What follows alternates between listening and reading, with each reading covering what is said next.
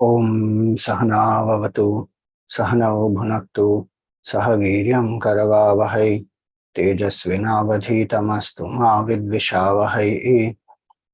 Om Shanti Shanti Shanti. Om Satchidananda Rupaya Vishvotpatyadihetave Tapatraya Vinashaya Shri Krishnaya Vayam Namaha. समस्तजन कल्याणे निरतं करुणामयं नमामि चिन्मयं देवं सद्गुरुं ब्रह्मविद्वरम्. Hari Om, salutations to all.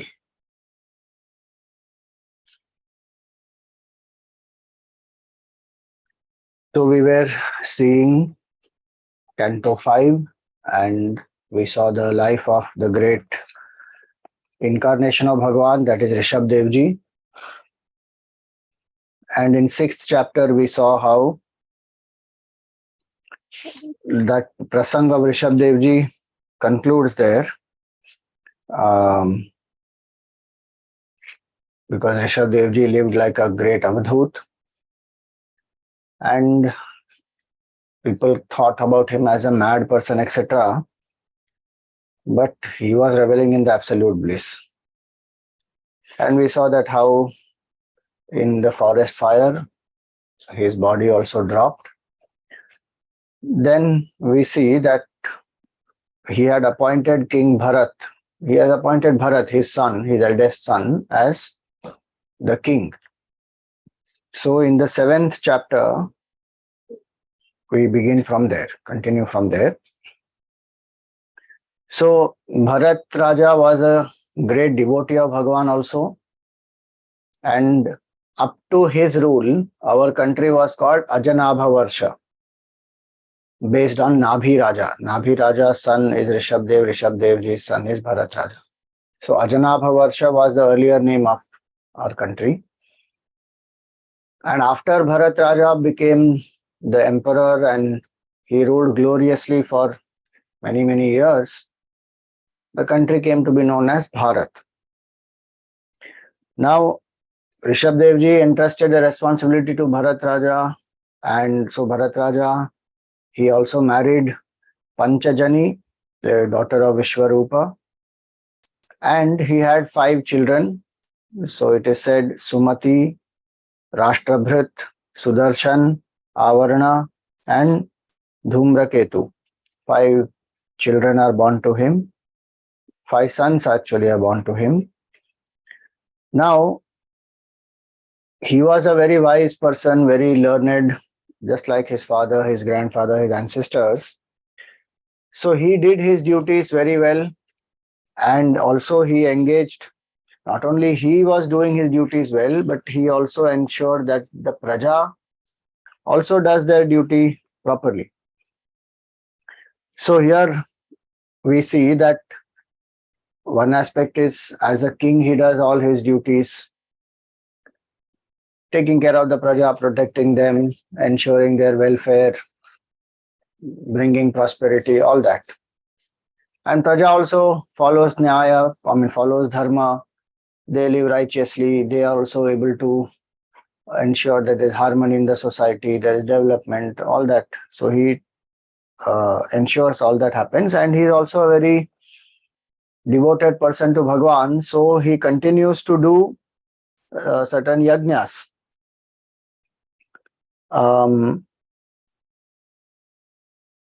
So here it is said that Agnihotra, Darsha Purnamasa, Chaturmasya, like that, different yajnas which are there, he would do them with proper brahmanas and with the proper vidhi, everything, with lot of faith, etc. he would do.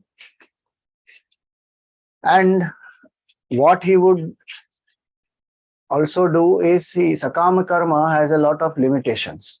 The actions done with desire, and even some of the yajnas and havans and spiritual practices or pujas, etc., which are done with the Sakama Bhavana, meaning to fulfill a specific desire. In different places in the scripture, the limitations of that are explained. That the result of that Sakama Karma will be limited. however glorious it can be, even if it gives a lot of punya, one may go to heaven, enjoy, but it is still limited. The same karma, if it becomes nishkama karma, the result of it is infinite, because it will prepare the mind and finally unite one with the infinite Lord. So Bharat Raja was aware of all these. And also his heart has devotion for Bhagwan. So when there is that devotion for the Lord, then one surrenders to Bhagwan. And also he has a certain level of maturity born through his understanding, through his study, plus his samskars, whatever have come to him from his grandfather, from his father, etc. And so it is said here that whatever yajnas also he did, the karma follow of that, because he did it with the with nishkama bhavana, so he would offer the result of that also to Bhagwan, even the nishkam karma. So that's what he says here, that he did not have material desires for himself, and no attachment, lust, greed. So whatever of oblations are also offered. Generally, people offer oblations to devatas so that they please the devatas, and then the devatas will bless them with whatever they desire. That is the sakam karma. So here it is said that he would offer ahutis, and he did not bother about any specific result that he wanted out of that yajna. Dharma also he offers mentally to Bhagwan.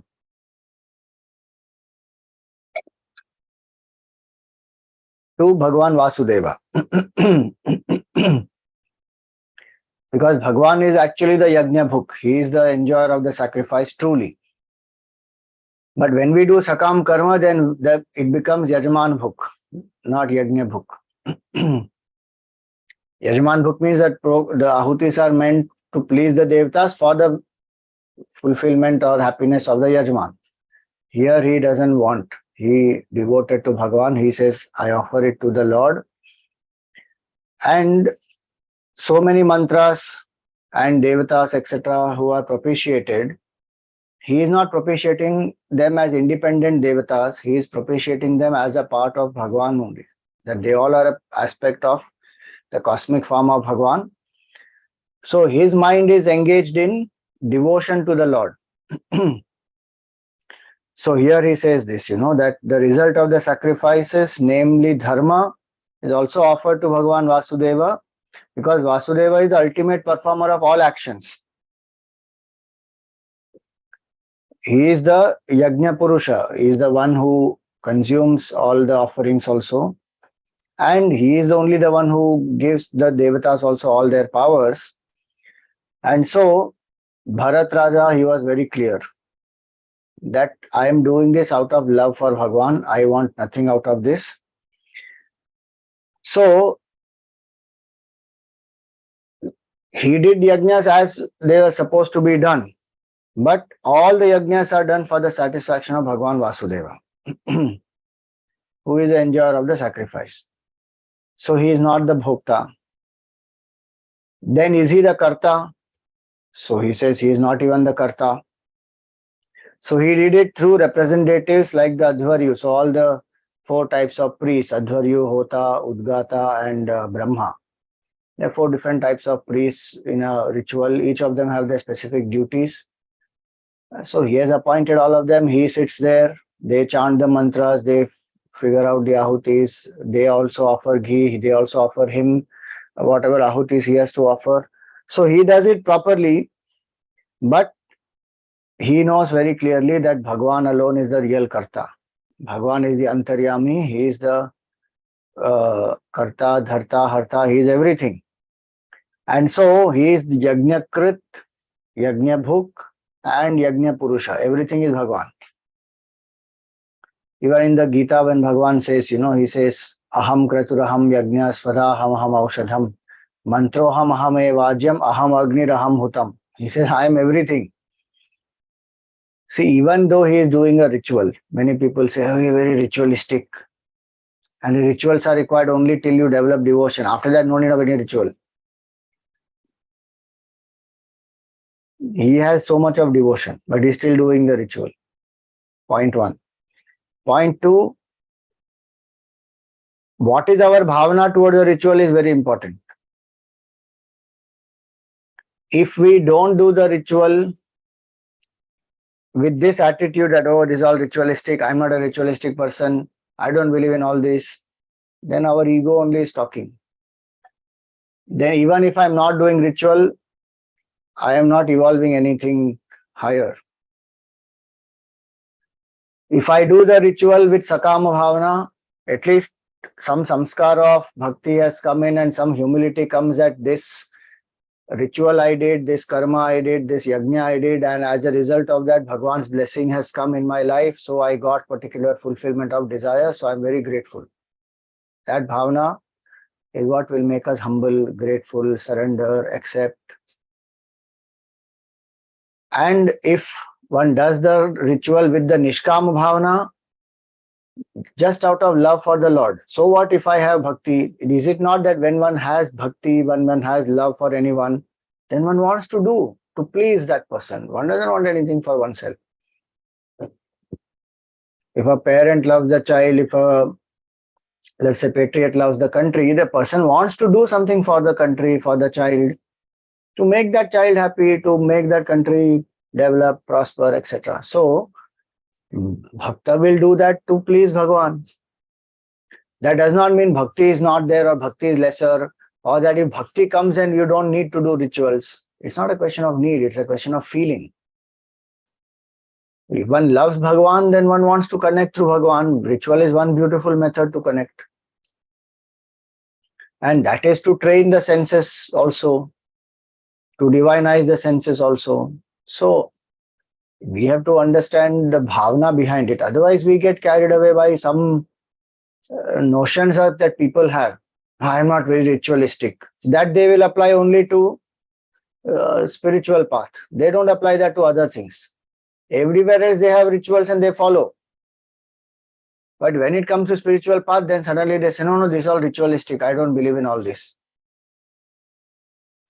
That is immaturity.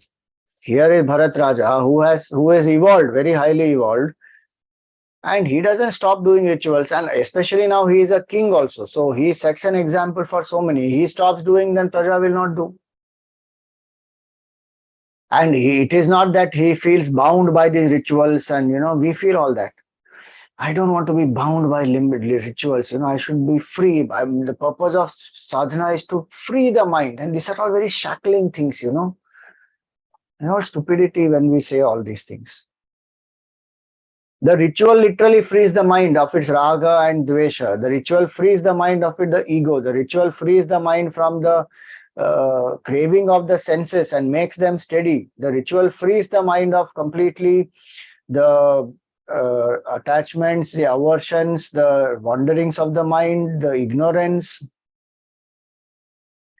Somebody who experiences the joy of doing puja or bhajan or japa or sadhana, that person will not even talk like this. The empty vessels make all kinds of noise. Big Shankaracharya they keep doing the pujas. With the humility is there, I am an upasak, I am a worshipper of the divine, and I sincerely worship Bhagwan, and Anugraha of Bhagwan only, even Vedanta will come into our understanding and we will be able to absorb it. What is actually shackling is our raga and our dvesha, our vasanas, our extrovertedness, our ignorance, our wandering of the mind, our mala, vikshepa, avarana, that is shackling. How can ritual be shackling, or how can puja or japa or any sadhana bind us? That is only liberating. And when that vivek is not there, then what is binding? We think that is liberating. I can do anything that I like. That is binding, because I am a slave of the mind. I can't say no to the mind. That is binding. If the mind goes through some discomfort and something which is not so pleasant, then one feels very disturbed. That is binding. So that vivek has to happen, that what is really binding and what is not binding. Here is this Bharat Raja, he is doing such beautiful karmas, And he doesn't feel that I don't have any desire and why should I do? I do because I love Bhagwan. Full stop. And it's not that that's the only way to love Bhagwan, but that is also a way to love Bhagwan and express the love through karmas, and it will help also to set the right example for people. People like Gurudev, Tapan Maharaj, they don't have to do anything. They are realized beings. They don't have to even set up any institution. Gurudev set up an institution. Tapan Maharaj, he wrote some books also. Why does he have to write any books? But that is a compassion to help others, to pave the way, to show the path for others. Gurudev used to have a japamala in his, on his wrist, and so many times he would just remove it and he would start doing japa. Why does he need to do japa? Somebody who's gone beyond mind. But if he is doing that, then everybody else will follow. That is a example he also sets. So Bharat Raja here, he sets beautiful example, and it is said here that his bhakti was very, very pure. So though he worshipped the devatas, he did not worship them forgetting Bhagwan. He did not worship them because he thought that they have some powers and I will benefit from them. But he worshipped because they are a part of Bhagwan's Vishwarupa. So that's what he says here, that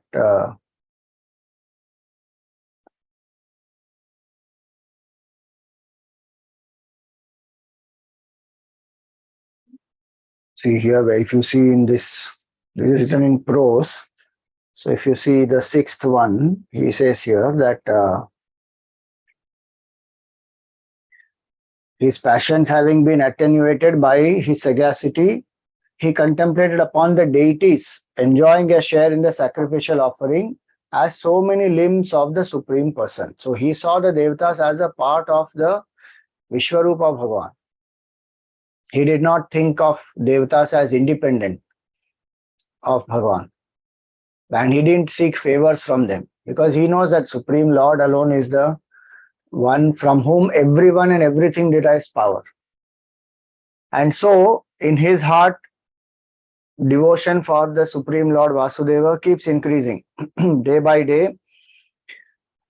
And he also knows that that same Bhagwan Vasudeva is the Supreme Brahman who is nameless, formless. So it's not that he doesn't know that. He also knows that. Yet he worships Bhagwan, and that form of Bhagwan is beautifully again described here. That Bhagwan has the mark of Shrivatsa, then there is a Kaustubha Mani, he wears the Vanamala, there is Shankha Chakra Gada Padma, and he is in the hearts of the devotees, shining brightly as the Antaryami. So Bharat Raja knows all this. Now it is said here, see these number of years, etc., maybe sometimes it is poetic expression or maybe it is an exaggeration. It is said here that 10 million years having concluded, at the end of 10 million years, Varsha Yuta Sahasra Paryantam,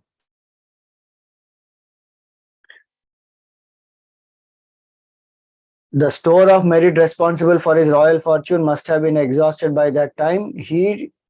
Meaning he ruled the kingdom very well, he acquired a lot of punya also, and he grew whatever, the country, the kingdom, everything prospered. Now 10 million years he ruled. Then he divided amongst his son the hereditary fortune, which was given to him, hereditary fortune. So it came to him from his grandfather and father.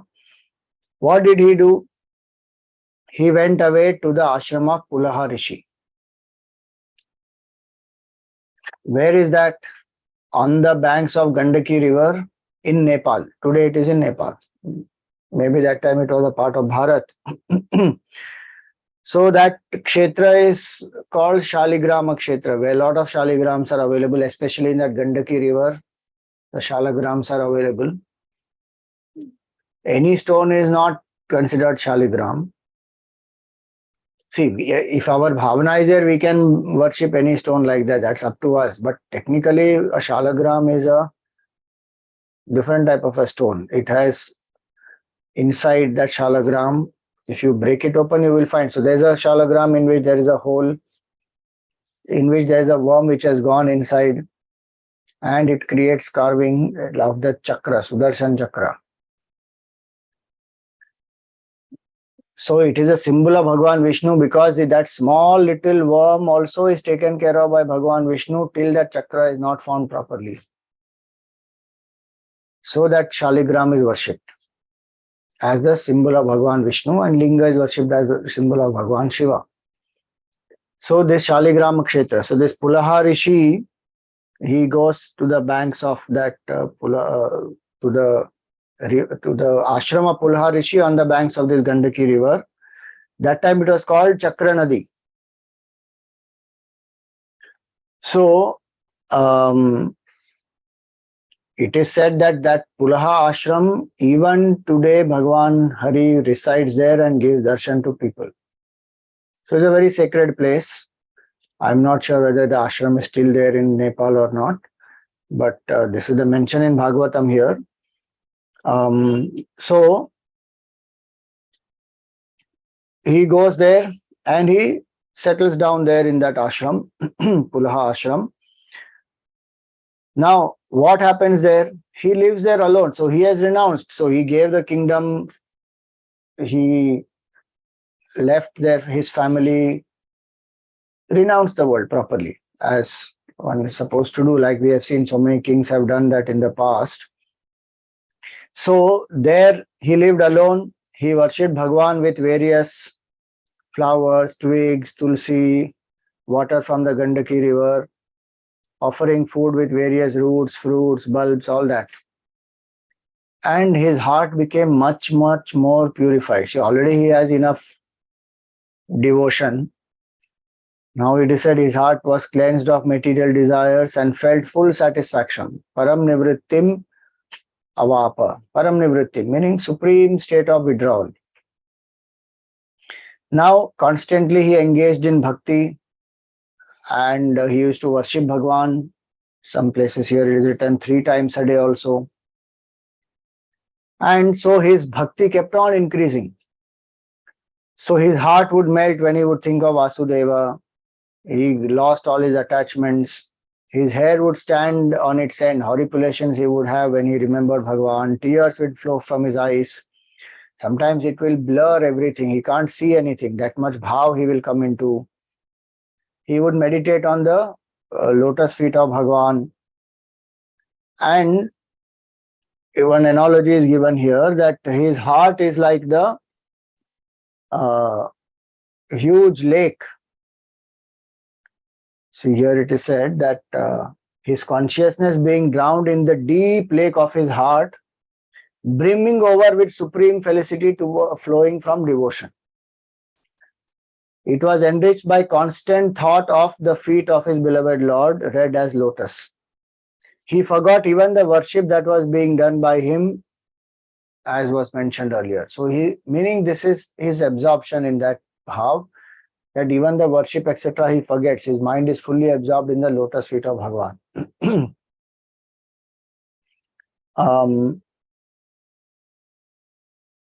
So here it is said that, his body was shining with this deer skin, his brown matted hair was wet from his daily bath. He worshipped Lord Narayana, who had a golden effulgence and who resided within the sun. So Surya Narayana he used to worship. How? By chanting the mantras of the Rig Veda. So here it is, one beautiful mantra is given here, which is dedicated to Bhagwan Surya. Puro raja saviturjata vedo devasya bhargo manasedam jajana sureta sada punaravishya chaste hamsam gridhranam nrishadringi ramimaha. Nrishadringi ramimaha. So he says here that who is this Surya? For us, Surya is not just a symbol of just a star of hydrogen and helium. That is a physical manifestation. There is a Surya Dev.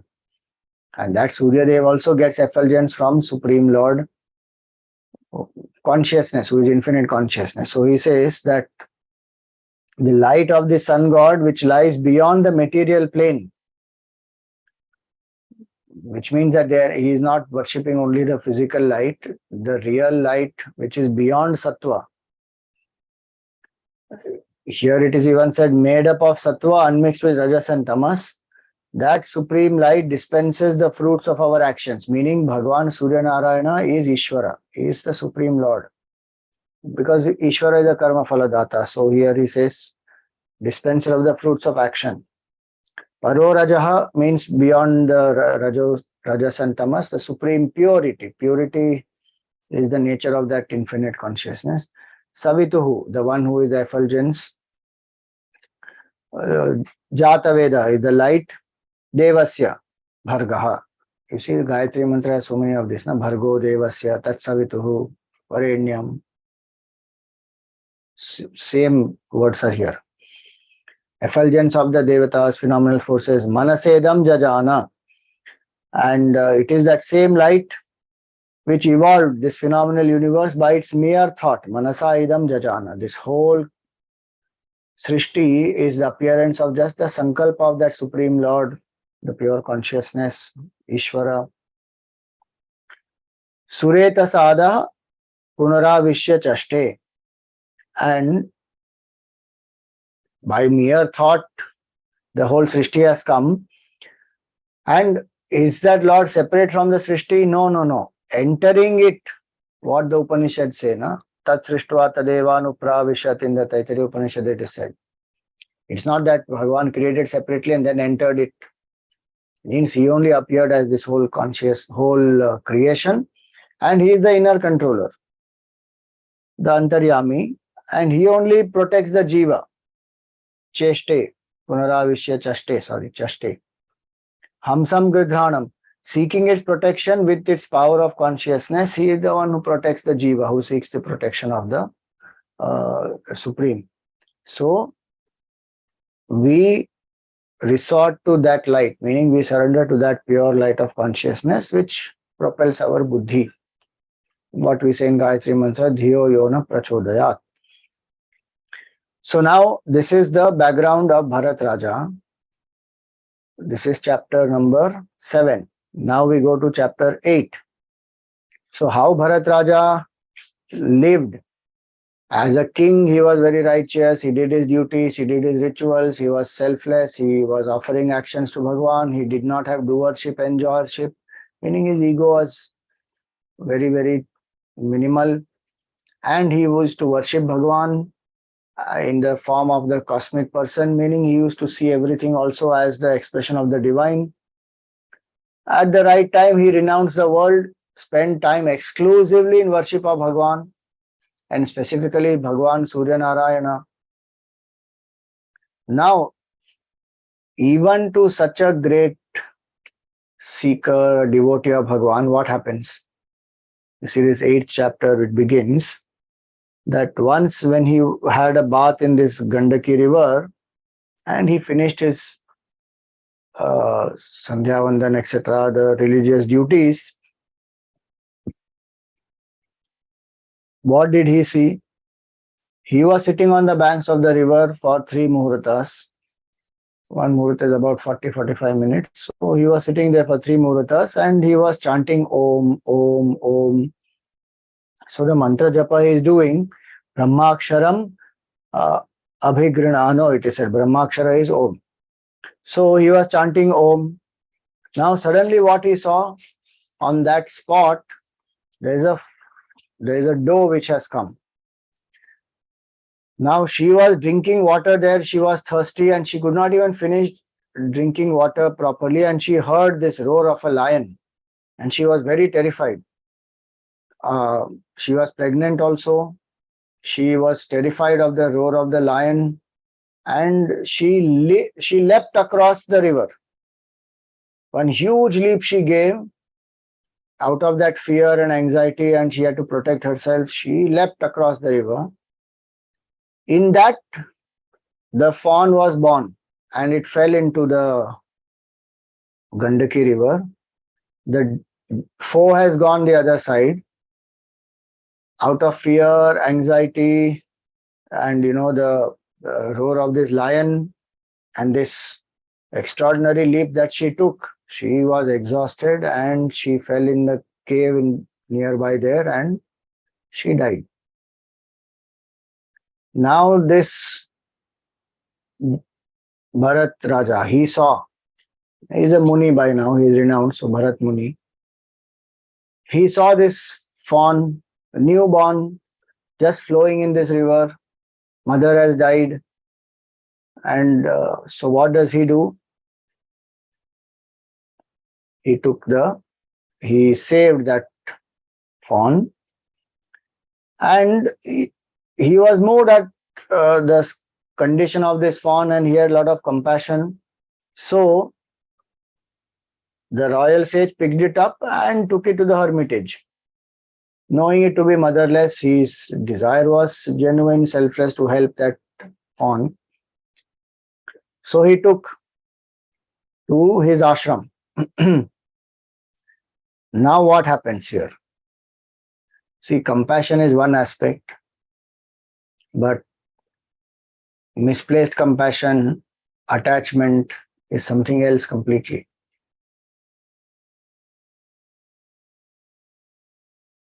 Now, first of all, that is a fawn. It's an animal. If one helps that animal out selflessly without being attached, there is no problem. But there is no way by which this animal can rise up to the spiritual level. That Bharat Raja also should, Bharat Muni, he should have known that. And also that he should not have left his sadhana for it. Now here it is said that he intensely thought of this young deer as his own, meaning he felt responsible for it.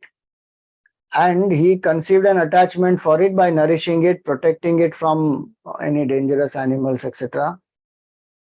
Caressing it, humoring it by scratching and stroking its body every day. And in this process, what happened? Swamiji, how can you say he got attached? He's genuine, he is loving, he's protecting, and he's taking care. How can you say it is attachment?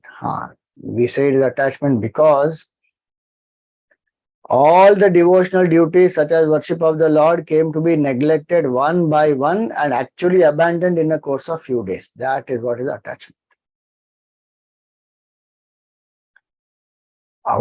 He left his house, his kingdom, his family, wealth, everything. And he came here to exclusively worship Bhagwan. And he was doing that also. Yet, how Maya can play? How Maya can tempt a seeker who has renounced? One has to be alert. So this Bharat Raja, Bharat Muni's prasang here, there is a lot to learn.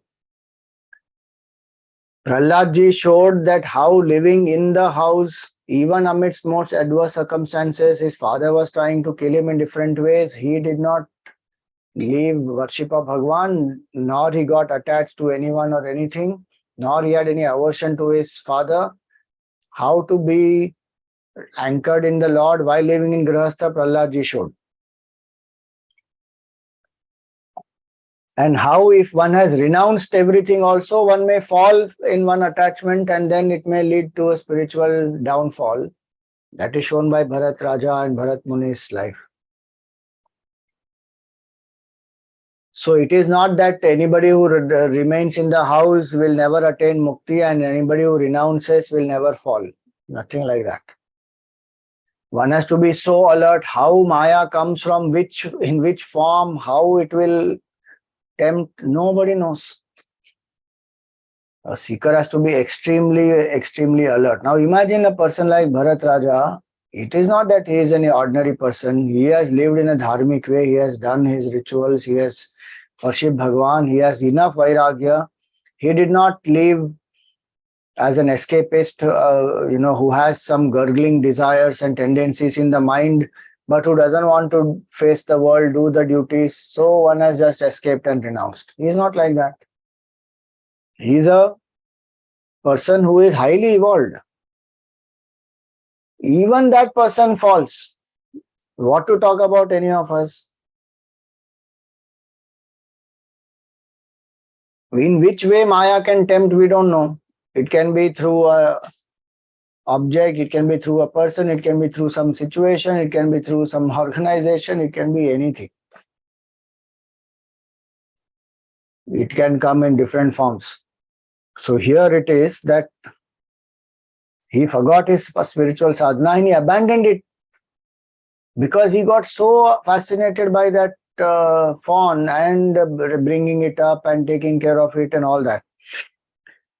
And now he justifies that also. See, this is where the Maya and the trick of the mind and Maya is like this. So he starts justifying. Now see what he says, that he feels that it is very helpless. It has been separated from its mother, and time only has brought it under my protection. I have not gone out searching for it. It has come on its own, and it needs protection. I am genuinely doing that only for this. It is a helpless deer who has accepted me alone for its parent, kith and kin and mates. It doesn't know anyone else, and it has great confidence in me. Hence, it is appropriate for me to nourish, protect it, gratify, and fondle in an uncavailing spirit this fawn who exclusively depends on me. Now, you think about it. Somebody who, in the previous chapter, we saw who dedicates all actions to Bhagwan and who knows very clearly that Bhagwan is a Karta, Dharta, Harta, we are nobody, and he has lived in that way. Suddenly now he is justifying, saying that it depends only on me and it is befitting that I should only take care of it. Knowing as I do that it is sinful to forsake him who seeks my protection. Did the fawn even seek the protection? The fawn did not seek any protection. It had fallen in that Gandaki river. Now he out of compassion went and protected. That is no problem. Protecting anyone who is suffering or who is in difficulty is natural. One can do that. But this is taking up the mantle of doership on oneself and feeling responsible, now even overprotective, and feeling that I alone have to do it. Without me, it will not be able to survive. Wild animals are there, and it does not know anybody, and it has sought my protection. This is all justification that the mind gives to justify the attachment as well as the the neglect of the spiritual sadhana. So he says this. And he says, surely worthy and pious souls who are given to self-control and are friends of the poor ignore their own big interest for the sake of such creatures. See that is a delusion of this Maya now. Nunam haryaha sadhava upashamashilaha kripana suhrada. Kripana means somebody who is literally miser, but otherwise kripana means somebody who is suffering. So they have great concern for such ones who are suffering. Evam vidharthe swarthan api gurutaran upekshante. Gurutaran swarthan, meaning something big that one was aspiring for, even that one may put aside to help. Now this is the justification. Mukti is the supreme goal of life, and somebody who has developed deep level of vairagya and devotion, etc., renounces everything for exclusive pursuit of Bhagwan to realize the truth, so that the mind is so absorbed in it that it just becomes one with the Lord. It loses its existence also, the psychological mind. He renounced the world for that purpose. And now he got attached to this fawn. Which is why we have to be very alert and careful. We may have dropped something, but it can come back in some other form in our life. Our own mind may justify attachments. If a mind of Bharat Raja, which is so sattvic and pure, etc., can get into this state, how much more alert we should be? Has so many attachments we already have. He had freed his mind. The previous chapter we saw, he freed his mind from attachment, lust, greed, and he ruled for the 10 million years, by which time he had got enough vairagya. Still, he got caught. This is a sattvic maya. He doesn't want anything out of it for himself, but he's got attached to it. And definitely there is some joy he's deriving out of it. That's how maya has distracted the mind. So here it is.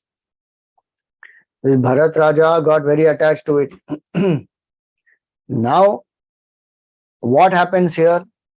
He has become so attached to this deer. Everywhere, everything he's doing is with the deer. You see that.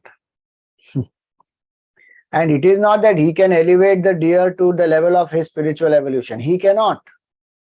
So he should have kept that relationship to that much. The deer is taken care of, and thus that's about it. Why ignore spiritual sadhana and everything? But that's how attachment is. So here he says that due to this attachment, anusangaha, for this deer, he lays down, walks about, bathes, even eats with the deer only. So with sneha, his heart is bound by sneha for this deer, affection for the deer.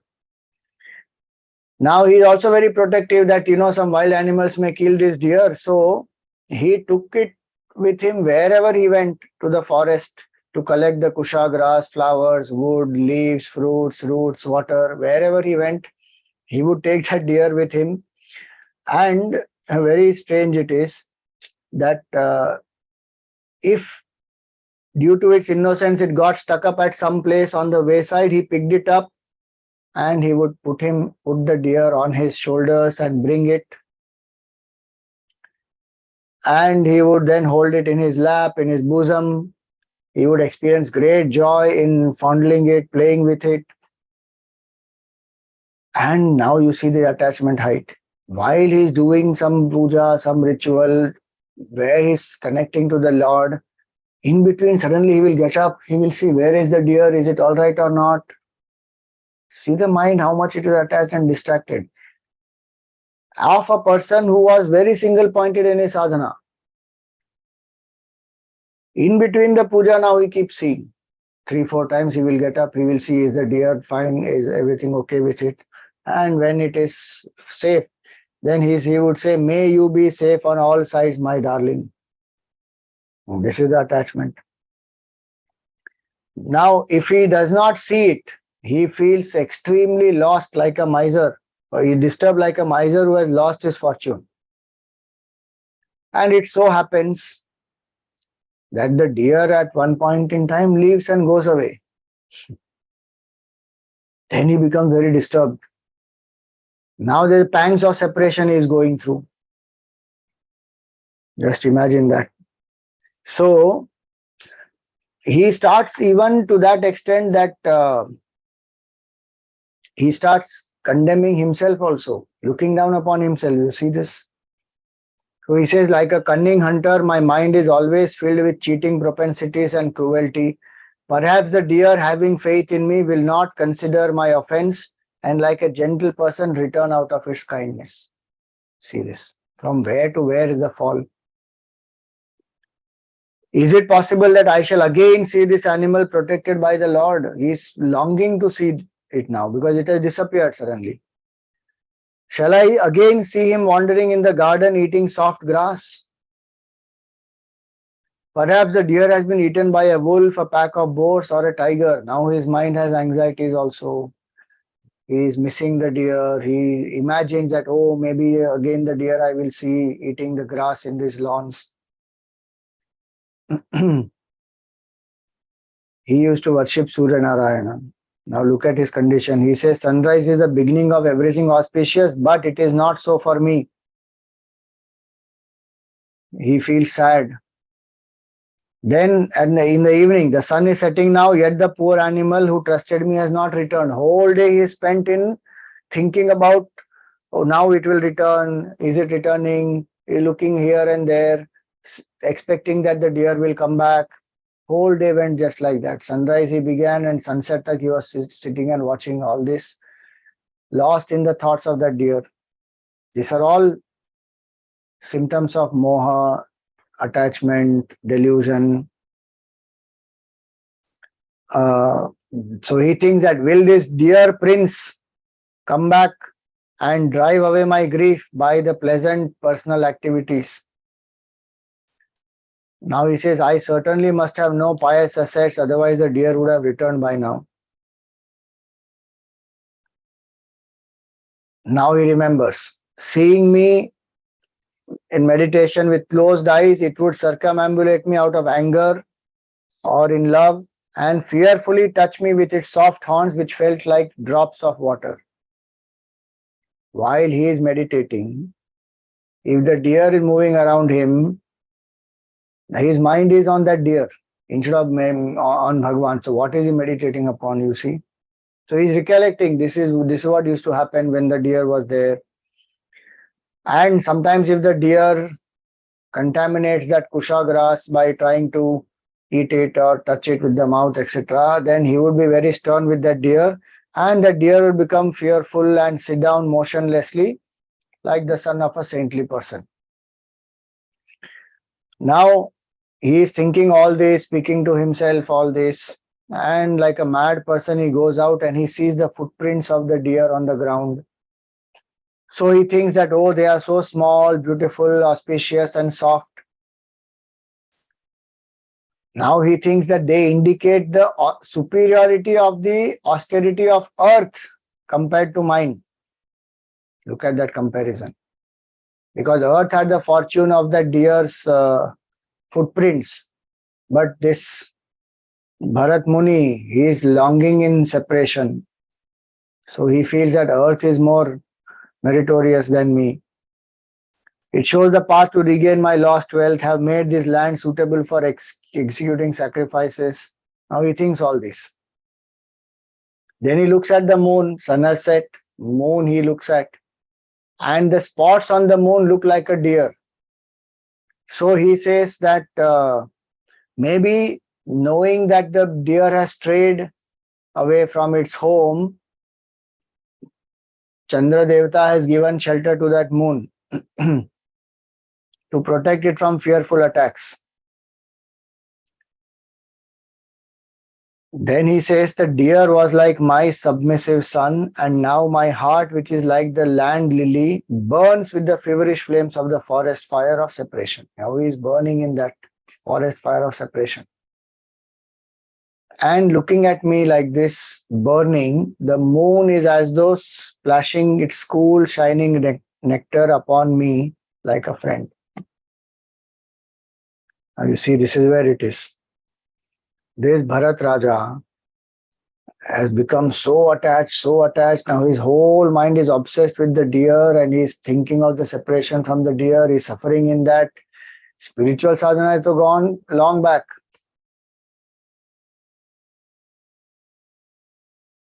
Just imagine, it is a pet, it is a deer, and to that deer he has got so attached. Now, it is said in this way Bharat was overwhelmed by an uncontrollable desire which manifested in the form of the deer. How did this happen? So here in Bhagavatam very clearly it is said that it is a past karma. There is definitely no doubt at all about that. So here he says,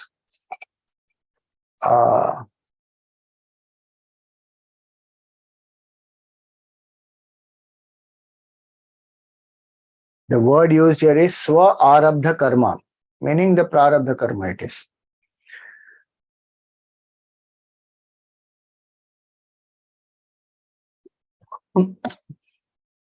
And which prarabdha karma it is? It is that karma which is appearing in the form of this the deer which came was some past karma, prarabdha karma, which had fructified, which is giving result. So there are two types of prarabdha, it is said. One is favorable prarabdha, other is unfavorable prarabdha.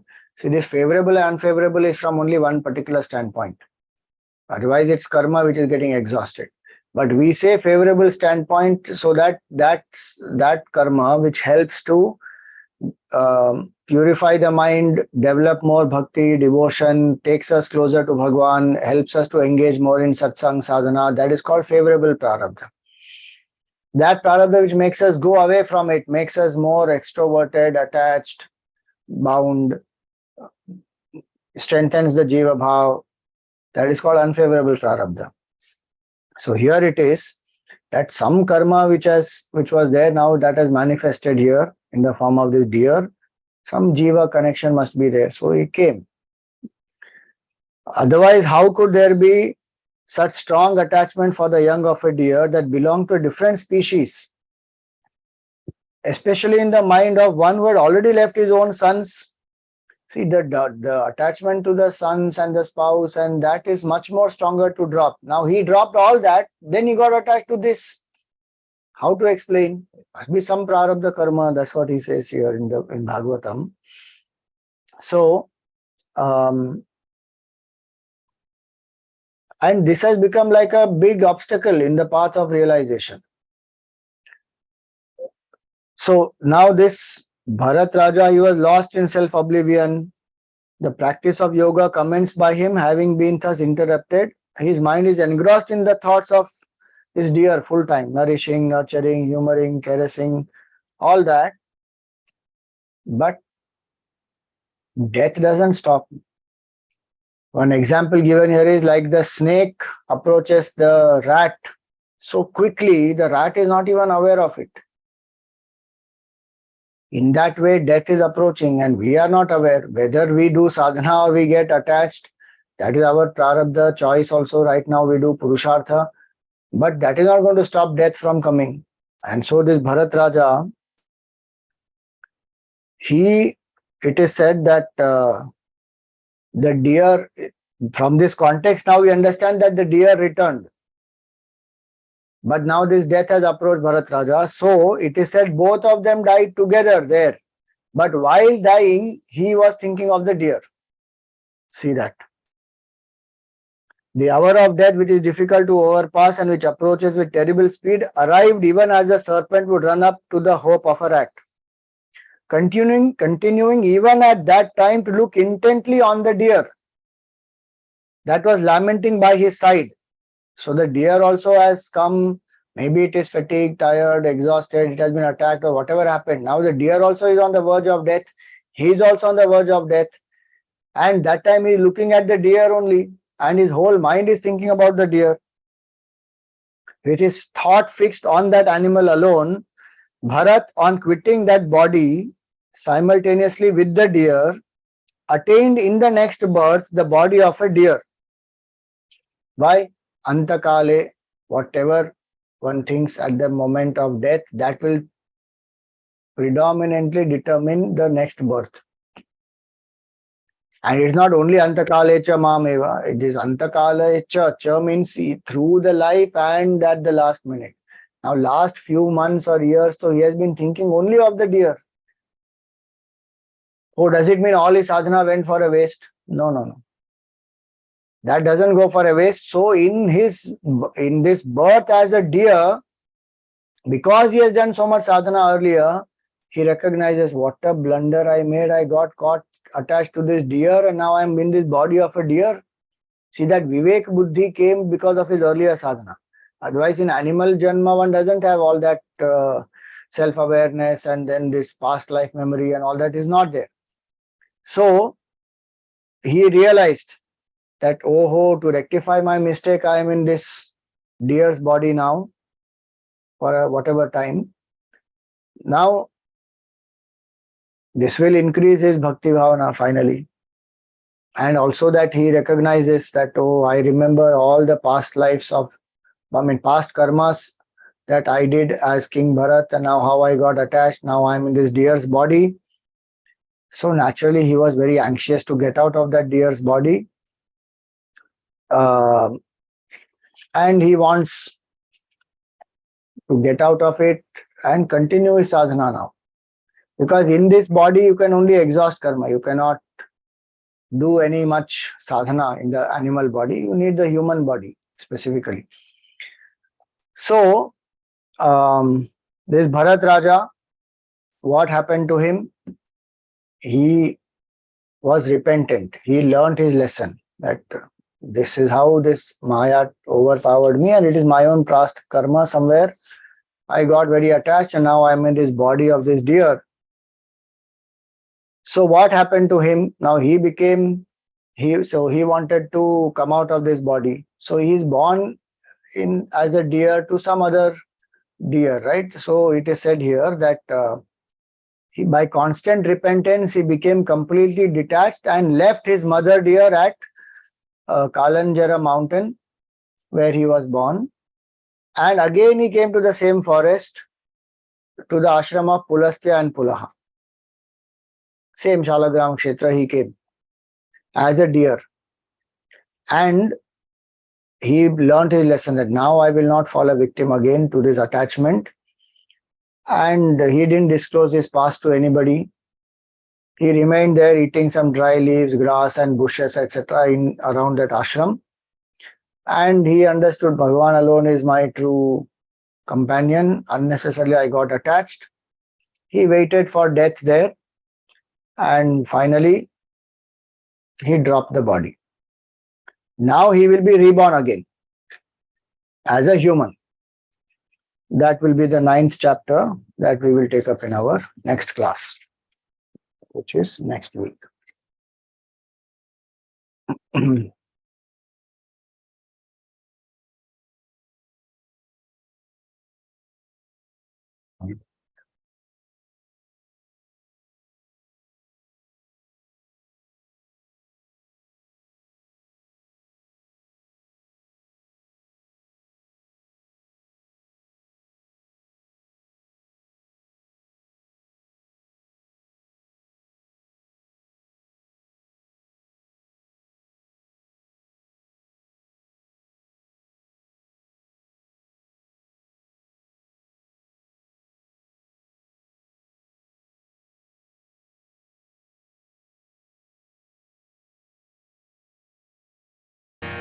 मंगल आरती प्रिया प्रीतम की, मंगल प्रीति रीति धूम की, मंगल कांति हसनी दसनन की, मंगल मुरली दीना धुन की, मंगल आरती।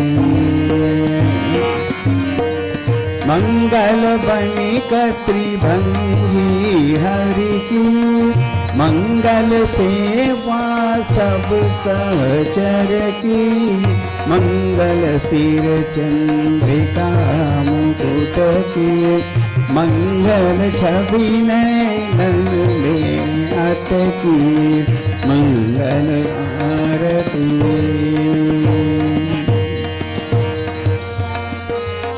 पभी अंग अंग की, मंगल गौर श्याम रंग की, मंगल अति कटि पियरे पट की, मंगल चितमणि नागर नट की, मंगल आरती। मंगल शोभा कमल नयन की, मंगल माधुरी मृदुल पैन की, मंगल वृंदावन मद अटकी, मंगल क्रीडन जमुना तट की, मंगल आरती। मंगल चरण अरुण तरुवन की, मंगल करणी भगति हरिजन की, मंगल जुगल प्रिया भावन की, मंगल श्री राधा जीवन की, मंगल आरती। प्रीति प्रिया प्रीतम की मंगल प्रीति रीति डोल की मंगल आरती मंगल आरती। राधावर कृष्णचंद्र भगवान की जय। ओम न तत्र सूर्यो भाति न चंद्र तारकम नेमा विद्युतो भान्ति कुतो यमग्निः तमेव भान्तमनुभाति सर्वं तस्य भासा सर्वमिदं विभाति। सद्गुरुनाथ महाराज की।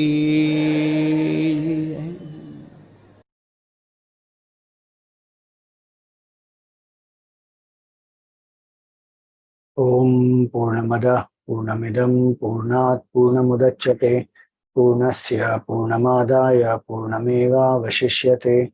ओम शांति शांति शांति। हरि ओम श्री गुरुभ्यो नमः।